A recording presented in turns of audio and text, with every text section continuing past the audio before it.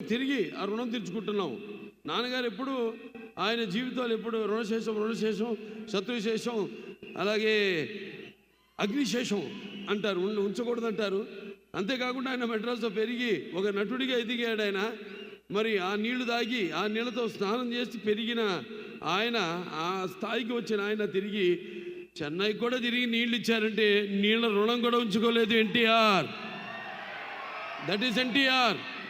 తిరిగి తెలుగు గంగ ద్వారా చెన్నైకి అయితే నగరానికి నీళ్లు లేవో తాగడానికి ఆ నీళ్లను కూడా తిరిగి ఇచ్చిన మహామనిషి నందమూరి తారక రామారావు గారు. అంటే ముందుగా నాకు ధన్యమైన జన్మనిచ్చి నన్ను మీ అందరి గుండెల్లో ఆయన ప్రతిరూపంగా నిలిపినందుకు దైవాంశ సంభూతుడు. అలాగే నాకు ఆయన కేవలం ఒక తండ్రిగానే కాకుండా నా గురువు, దైవం, ఆయన కారణ జన్ముడు, ఆయన విశ్వవిఖ్యాత సార్వభౌమ నటరత్న, తెలుగుదేశం పార్టీ వ్యవస్థాపకులు, అలాగే డాక్టర్ పద్మశ్రీ నందమూరి తారక రామారావు గారికి ఆయన ఈ శత జయంతి సందర్భంగా మొన్న మే 28న జరుపుకున్నాము. ఇక్కడ కూడా చాలా మన వాళ్ళందరూ కూడా జరుపుకున్నారు. మొత్తం అమెరికాలో జరుపుకున్నారు మన వాళ్ళంతా.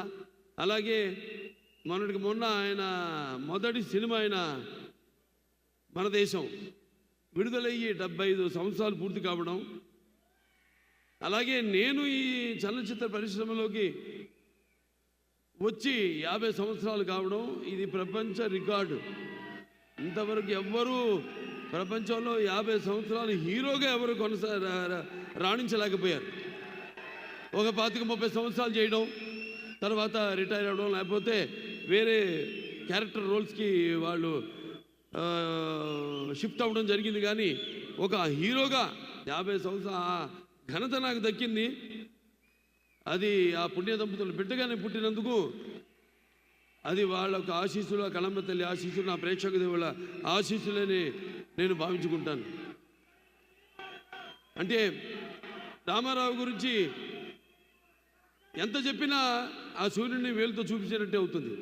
ఆయన నడుస్తుంటే మరి పౌరాణికాలు ప్రాణం పోసుకున్నాయి, జానపదాలు జావలీలు పాడాయి, సాంఘికాలు సామాజ వర్గమనాలు అయ్యాయి, పద్యం పదునెక్కింది, పాట నాట నిలిచింది, అలాగే కళామ తల్లి కన్నుల పండుగ చేసుకుంది, కళకళలాడింది, గలగల నవ్వింది. మరి కేవలం మన దేశంలోనే కాదు, ప్రపంచంలో ఎక్కడ మనం వెతికి చూసినా, ఎక్కడ మనం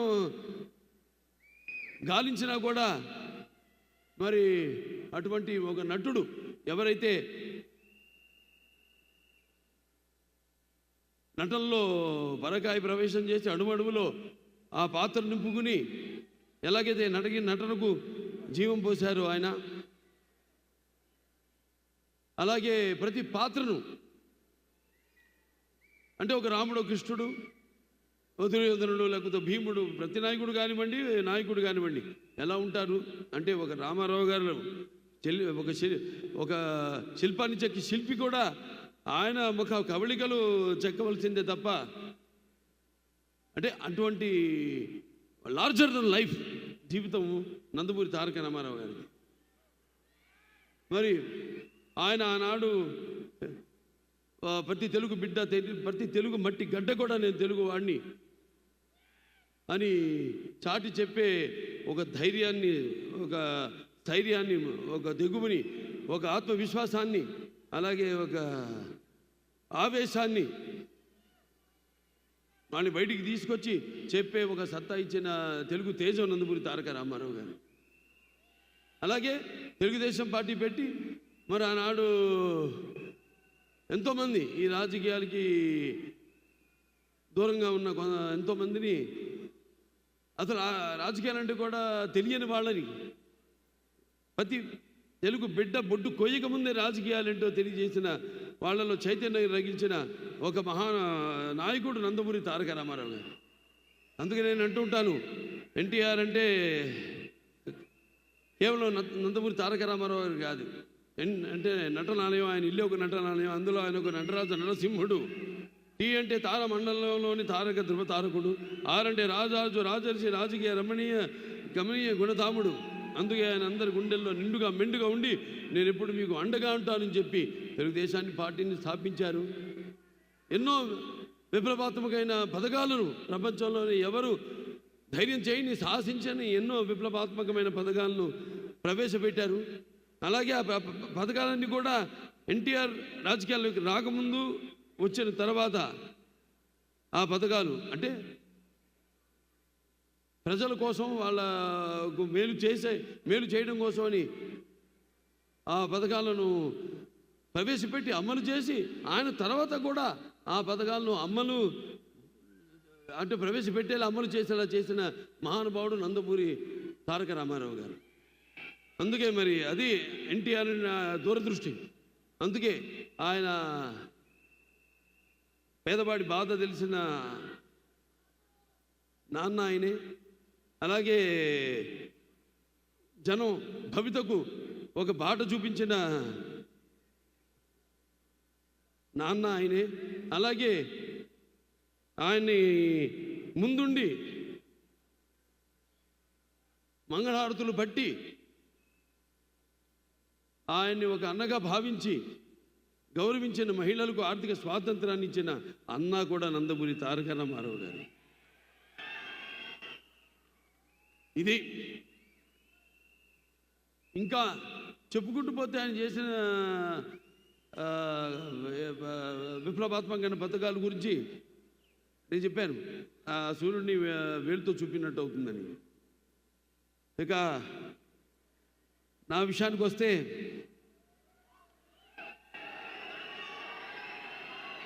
నాకు నా గురువు, నా దైవం, నా మెంటరు అంతా కూడా నందమూరి తారక రామారావు గారు అని ఆయన్నే ఒక స్ఫూర్తి ప్రదాతగా తీసుకొని మరి అంచెలంచెలుగా ఆయన్ని అంటే నా బాటలో ఆయన్ని అనుసరిస్తూ ఆ అనుకరణలో అనుసరించడంలో తర్వాత ఉన్న ఆనందాన్ని పొందుతూ ఈనాడు నేను ఒక సానబెట్టుకున్న ఒక వజ్రాన్ని మీ అందరికీ నేను తెలియజేసుకుంటున్నాను. అంటే నేను ఎప్పుడూ అంటూ ఉంటాను, చాలామంది ఎన్నో రకాలుగా విమర్శలు కురిపించారు, వాటిని పట్టించుకొని నేను చెప్పేవాడు నవ్వేవాళ్ళు నవ్వని ఏడ్చేవాళ్ళు ఏమని అన్నట్టు నేను అనుకున్నది ఆ బాటలోనే నాకు ఆధ్యాత్మిక చింతన ఎక్కువగా ఆయన నడిపిస్తాడు ఆ భగవంతుడే, ఆ పుణ్య దంపతులే నడిపిస్తారు అని ఒక నమ్మకం, విశ్వాసం, దృఢమైన విశ్వాసం వేరు, దృఢమైన విశ్వాసం వేరు. ఆ దృఢమైన విశ్వాసంతోనే ఇలా 50 ఏళ్ళైంది ఇండస్ట్రీకి వచ్చి ఎన్నో రకరకాల పాత్రలు చేశాను. మొదటి బొట్టు దిద్దింది ఆయనే, తిలకం పెట్టింది ఆయనే. ఆ సుముహూర్తాన్ని ఏ ముహూర్తాన్ని అయితే ఆయన నా నుదుటిన బొట్టు పెట్టారో ఆ ముహూర్తం నుంచి నా యొక్క ఈ చలనచిత్ర ప్రస్థానం మొదలైంది. ఎన్నో పాత్రలు చేశాను, రకరకాల పాత్రలు, అటు జానపదాలు కానివ్వండి, పౌరాణికాలు కానివ్వండి, లేకపోతే మన ఆదిత్య తీసిన ఫస్ట్ ఇండియన్, మన గొప్పలు మనం చెప్పుకోము. ఇప్పుడు వస్తున్న టెక్నిక్ వీళ్ళు ఎక్కడ ప్రస్తావన లేదు ఆ సినిమా గురించి. చేయబోతున్నాను దాని సీక్వెల్ కూడా అతి త్వరలో. ఫస్ట్ ఇండియన్ సోషియో ఫ్యాంటసీ చేసింది మన తెలుగు వాళ్ళు అని యావత్ భారతదేశం గర్వపడాల్సింది. అటువంటిది చాలామంది తెలియదు ఆ సినిమా గురించి, వేరే భాష వాళ్ళకి. అలా ఎన్నో అటు ఫ్యాంటసీలు కానివ్వండి, పౌరాణికాలు కానివ్వండి, ఇన్ని పాత్రలు చేసే అవకాశం నాకు దక్కినందుకు అది నా పూర్వజన్మ సుకృతంగా భావిస్తున్నాను. అలాగే ఒక్కొక్క సినిమా అంటే వయసు పెరుగుతున్న కొద్దీ ఎలా అంటే ఒక సినిమా ఇంకా నాకు బాగా మెచ్యూరిటీ అంటే సినిమాల గురించి, పాత్రల గురించి ఇంకా ఎక్కువ నా సొంతంగా నేను ఒక నిర్ణయం తీసుకునే ఒక స్థాయికి నేను ఎదగగలిగాను అన్న అది ఒక దృఢ సంకల్పం, ఒక విశ్వాసం, నమ్మకం నా మీద నాకు కలిగింది. ఇప్పుడు ఇవాళ ఒక అఖండ సినిమా అయితేనేమి, లేకపోతే ఒక వీరసింహారెడ్డి అయితేనేమి, ఒక నేలకొండ భగవంత్ కేసరి అయితేనేమి, ఇవన్నీ కూడా 3 సినిమాలు అప్పుడు 86 గుర్తొస్తుంది. 7 సినిమాలు రిలీజ్ అయితే 7లో 6 సినిమాలు సిల్వర్ జూబ్లీలు ఆడినాయి, ఒక సినిమా 100 రోజులు ఆడింది. మళ్ళీ చరిత్ర సృష్టించాలన్నా మేమే, దాన్ని తిరగ రాయాలన్నా మేమే. మళ్ళీ వస్తా, మళ్ళీ జాప్యం లేకుండా.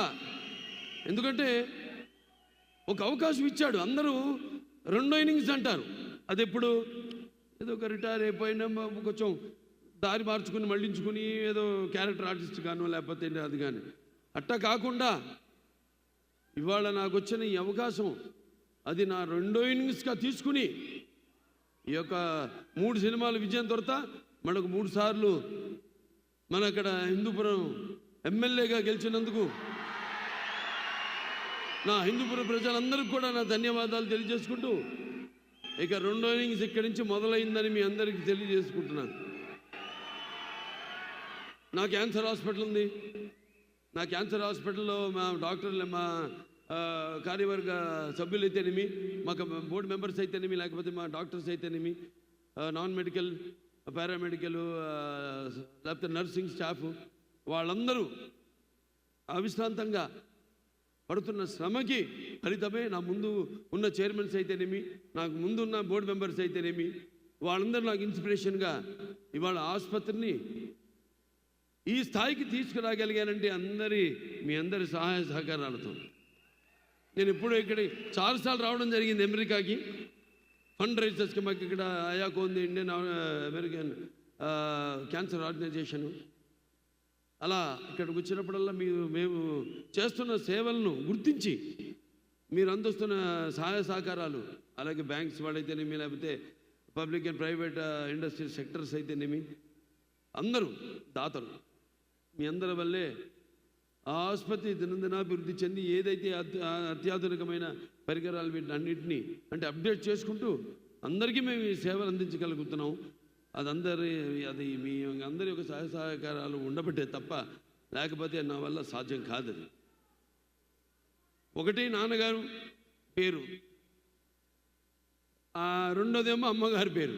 అంటే ఒక పుణ్య దంపతుల బిడ్డగా పుట్టిన ఈ ధన్యమైన జీవితం ఇలాగే మీ అందరి సహాయ సహకారాలతో ఇక ముందుకు ఇలాగే మన యొక్క ఈ యొక్క సత్సంబంధం కొనసాగాలని ఆ దేవుణ్ణి కోరుకుంటూ, మరి ఈనాడు డాకు మహారాజ్